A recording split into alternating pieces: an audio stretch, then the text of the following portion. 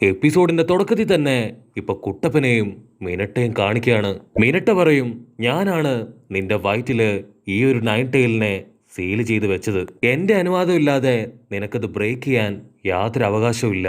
അപ്പൊ nine tile അത് വിളിച്ചു പറയും, മിനട്ടോയെ തട്ടിത്തെറിപ്പിച്ച് നീ ഓടിവാ, അവൻ പറയുന്നത് കേൾക്കരുത്, ഈ ഒരു പ്രതിസന്ധിയില് നിന്നെ രക്ഷപ്പെടുത്താൻ എനിക്ക് മാത്രമേ കഴിയൂ.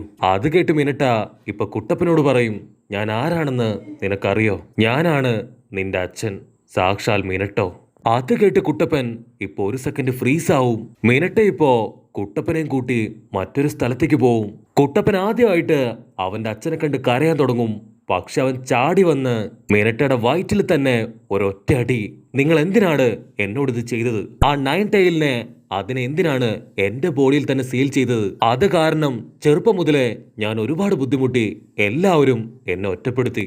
ഒരച്ഛന്റെയും അമ്മയുടെയും സ്നേഹം കിട്ടാതെ ഒറ്റപ്പെട്ട് പേടിച്ചാണ് ഞാൻ ചെറുപ്പം മുതലേ ജീവിച്ചു വന്നത്. അതിനുശേഷം ഒരുപാട് കഷ്ടപ്പെട്ട് എല്ലാവരെയും സ്നേഹിച്ച് ഹാർഡ് വർക്ക് ചെയ്ത് ഞാൻ വളരാൻ തുടങ്ങിയപ്പോഴാണ് ഇറൂക്ക സെൻസായി, കാക്കാഷി എന്നിങ്ങനെ ഒരുപാട് പേര് എൻ്റെ അടുത്തേക്ക് വന്ന് എന്നെ ചേർത്ത് നിർത്താൻ തുടങ്ങിയത്.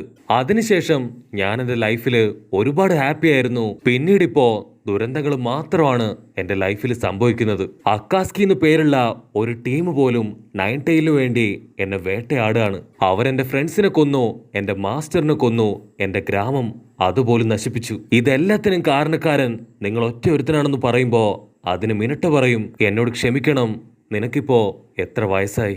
അതിന് കുട്ടപ്പൻ പറയും, 16. അപ്പൊ മിനട്ട, നിന്റെ ഇത്രയും വർഷക്കാലം നീ ഒരുപാട് അനുഭവിച്ചു. അത് നിന്റെ വാക്കുകളിലൂടെ എനിക്ക് മനസ്സിലായി. ക്ഷമയല്ലാതെ മറ്റൊന്നും ചോദിക്കാൻ ഇപ്പൊ എന്റെ കയ്യിലില്ല. ആപ്പ് പോലും ചോദിക്കാൻ പറ്റാത്ത ഒരു തെറ്റാണ് ഞാൻ നിന്നോട് ചെയ്തത്. അതിന് കുട്ടപ്പൻ, സാരമില്ല, എന്റെ വിഷമം കൊണ്ട് ഞാൻ എന്തൊക്കെയോ പറഞ്ഞു. ഇപ്പൊ ഞാൻ ഓക്കെയാണ്. എന്റെ പപ്പ അത് നിങ്ങളെപ്പോലെ ഒരു ഗ്രേറ്റ് ആയ ആളാണെന്നറിഞ്ഞപ്പോ എനിക്ക് ഒരുപാട് അഭിമാനവും തോന്നുന്നു. അതിന് മിനട്ട പറയും, നീ ചോദിച്ചില്ലേ എന്തുകൊണ്ടാണ് നിന്റെ ബോഡിയിൽ ആ ഒരു നയൻ ടൈലിനെ ഞാൻ സീൽ ചെയ്തതെന്ന്? ആക്ച്വലി നയൻ ടൈലിന്റെ പകുതി പവർ മാത്രമേ നിന്റെ ബോഡിയിലുള്ളൂ. ബാക്കി പകുതി എന്റെ ബോഡിയിലാണ് ഞാൻ സീൽ ചെയ്തിരിക്കുന്നത്. നയൻ ടൈലിനെ കൺട്രോൾ ചെയ്യാൻ നിന്നെ കൊണ്ട് മാത്രമേ കഴിയൂ. അതുകൊണ്ടാണ് നിന്നെ ഞാൻ തെരഞ്ഞെടുത്തത്. 16 വർഷങ്ങൾക്ക് മുൻപ് ഒരു ബ്രഹ്മാണ്ഡ വില്ലൻ നമ്മുടെ ഗ്രാമത്തിലെത്തി. അവൻ ലീഫ് വില്ലേജ് നശിപ്പിക്കാൻ ശ്രമിച്ചു. അന്ന് അവൻ ഉപയോഗിച്ച ടൂളാണ് ഈ ഒരു നയൻ ടൈല്. എനിക്കുറപ്പുണ്ട് അവൻ ലീഫ് വില്ലേജ് നശിപ്പിക്കാൻ വീണ്ടും ഇവിടേക്ക് എത്തും. അതിന് കുട്ടപ്പൻ പറയും, ലീഫ് വില്ലേജ് ഇപ്പോ ഓൾറെഡി നശിച്ചു കഴിഞ്ഞില്ലേ, ഇനി അവൻ വരുമെന്ന് എനിക്ക് തോന്നുന്നില്ല. അതിന് മിനട്ടോ പറയും, ഉറപ്പായിട്ടും അവൻ തിരികെ വരും. മാമന്റെ മരണത്തിന് പോലും കാരണക്കാരൻ അവനാണ്. അവനും അക്കാസ്കി ടീമിലെ ഒരു മെമ്പറാണ്. അവൻ എപ്പോഴും മാസ്ക് ഇട്ടാണ് നടക്കുക. അത് കേൾക്കുമ്പോ ഇപ്പൊ കുട്ടപ്പന് മനസ്സിലാവും, ടോബി, സാക്ഷാൽ ടോബിയാണ് ആ ഒരു വില്ലൻ. അവന് ഞാൻ ഒരിക്കല് ഫൈറ്റ് ചെയ്തിട്ടുണ്ട്. എന്റെ എല്ലാ പവറും അവന് കറക്റ്റ് ആയിട്ട് അറിയാം. അതിന് മിനട്ടോ പറയും, പെയിനെ പോലും മാനിപ്പുലേറ്റ് ചെയ്യുന്നത് ഈ ടോബിയാണ്. അത് കേട്ട് കുട്ടപ്പൻ ഷോക്കായിട്ട്, അത്രയും പവറുള്ള പെയിനെ അവനെയൊക്കെ മാനിപ്പുലേറ്റ് ചെയ്യാൻ ഇവനെ കൊണ്ട് കഴിയോ? എങ്കിലും എന്തിനായിരിക്കും എല്ലാവരും ഇപ്പൊ ലീഫ് വില്ലേജിനെ ഫോക്കസ് ചെയ്യുന്നേ? അതിന് മിനട്ടോ പറയും, പെയിൻ അവനാവശ്യം നിഞ്ച വേൾഡില് സമാധാനം പുനഃസ്ഥാപിക്കുക എന്നതാണ്. അപ്പൊ കുട്ടപ്പന് പെയിൻ അവനോട് പറഞ്ഞ കാര്യം ഇപ്പൊ ഓർമ്മ വരും. എന്റെ ആഗ്രഹം പുതിയൊരു ലോകം സൃഷ്ടിക്കുക എന്നതാണ്. നിഞ്ചകളുടെ പക, വെറുപ്പ്, വിരോധം അതൊക്കെ എനിക്ക് മാറ്റണം. മിനട്ട പറയും, ലോകത്തിൽ സ്നേഹമുള്ളതുപോലെ തന്നെ വെറുപ്പുണ്ട്. ആ ഒരു വെറുപ്പിനെ പലരും മാനിപ്പുലേറ്റ് ചെയ്ത് മോൺസ്റ്റേഴ്സ് ആക്കി മാറ്റാറുണ്ട്. ഈ വെറുപ്പെന്ന വികാരമാണ് എല്ലാവരെയും പരസ്പരം ദ്രോഹിക്കാനായിട്ട് പ്രേരിപ്പിക്കുന്നത്. ജിറയ മാമനും ആ ഒരു വികാരത്തെ ഇല്ലാതാക്കാനാണ് ആളുടെ ജീവിതം കൊണ്ട് ശ്രമിച്ചത്. പക്ഷെ ആൾക്കും അതിന് കഴിഞ്ഞില്ല.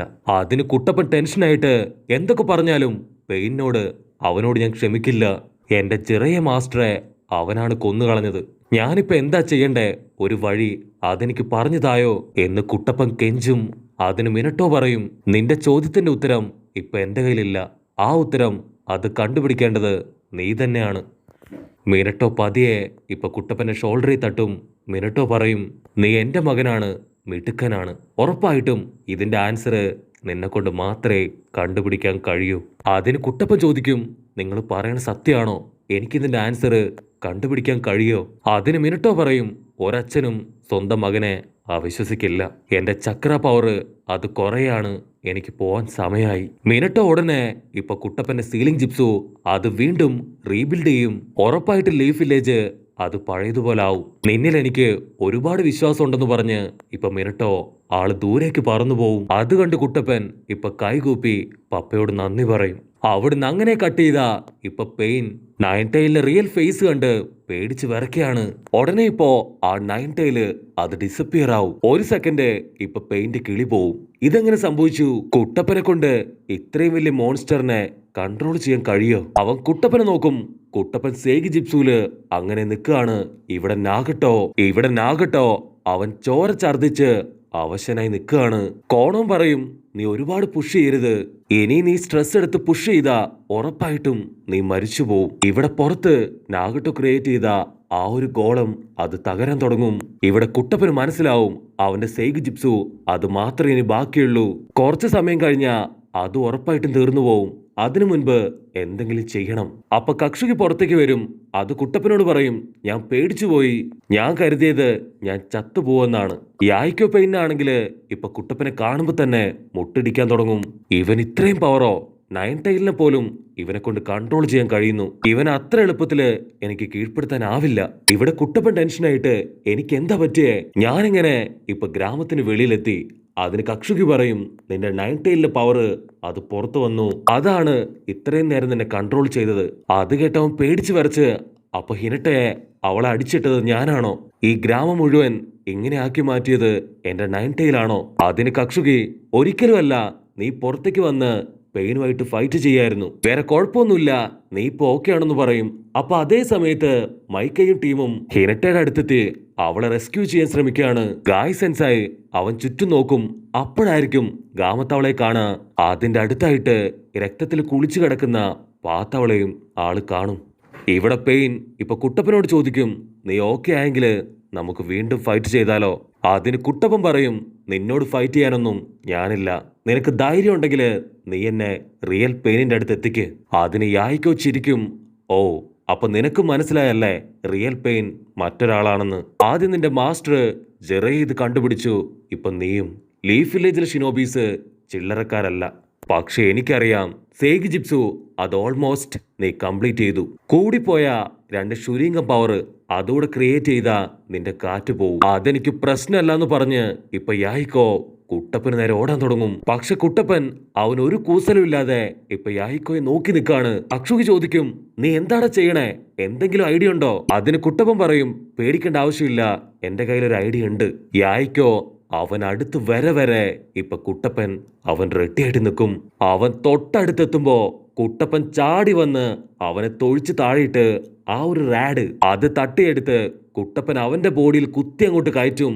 എന്നിട്ട് നേച്ചർ പവർ ഉപയോഗിച്ച് നാഗട്ടോ അവൻ എവിടെയുണ്ടെന്ന് കറക്റ്റായിട്ട് കണ്ടുപിടിക്കും. അത് കണ്ട് നാഗട്ടോ പോലും ഒരു സെക്കൻഡ് ഷോക്കാവും. കുട്ടപ്പനാണെങ്കില് ഇപ്പൊ നല്ല ഹാപ്പി ആവും. അവനുടനെ ഇപ്പൊ റസൻഗൻ ഷുരീങ്കം ക്രിയേറ്റ് ചെയ്ത് യായിക്കോയ്ക്ക് നേരെ വലിച്ചെറിയും. അവൻ അത് തടയുന്ന അതേ ഗ്യാപ്പില് വീണ്ടും റസൻഗൻ ഷുരീങ്കം ക്രിയേറ്റ് ചെയ്ത് അവന്റെ നേർക്കെറിയും. എന്നിട്ട് കുട്ടപ്പൻ അവന്റെ ക്ലൗൺസിനെ വെച്ച് യായിക്കോയെ പിടിക്കാൻ ശ്രമിക്കും. പക്ഷേ കുട്ടപ്പന്റെ ക്ലൗൺസിനെ കറക്കി അടിച്ച് അവനിപ്പോ മുൻപോട്ട് കുതിച്ചു പായും. പക്ഷെ കുട്ടപ്പൻ വിടില്ല. അവന്റെ മൾട്ടി ഷാഡോ ക്ലൗൺ ഉപയോഗിച്ച് ഒരുപാട് കുട്ടപ്പന്മാരെ ഇറക്കി അവൻ റൗണ്ട് ചെയ്യും.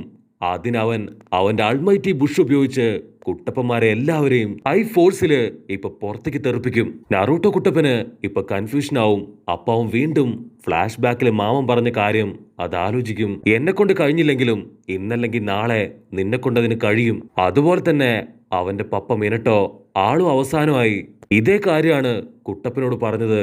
എല്ലാവരും അവനിൽ ഒരുപാട് വിശ്വാസം അർപ്പിക്കുന്നുണ്ട്. കുട്ടപ്പൻ ഉടനെ ഇപ്പൊ റസൻഗൺ ക്രിയേറ്റ് ചെയ്യും. അവന്റെ 2 ക്ലൗൺസ് കുട്ടപ്പനെ പൊക്കിയെടുത്ത് യായിക്കോയെ ലക്ഷ്യമാക്കി കുട്ടപ്പനെ വലിച്ചെറിയും. കുട്ടപ്പൻ അലറിക്കാറി ഞാൻ ഗിവപ്പ് ചെയ്യില്ല എന്ന് പറഞ്ഞ് ആ ഒരു റസൻഗൺ പവർ എടുത്ത് ഇപ്പൊ യായിക്കോയെ അട്ടിച്ച് തെറിപ്പിക്കുന്നതോടു കൂടെ ഈ ഒരു എപ്പിസോഡും അവസാനിക്കുന്നു.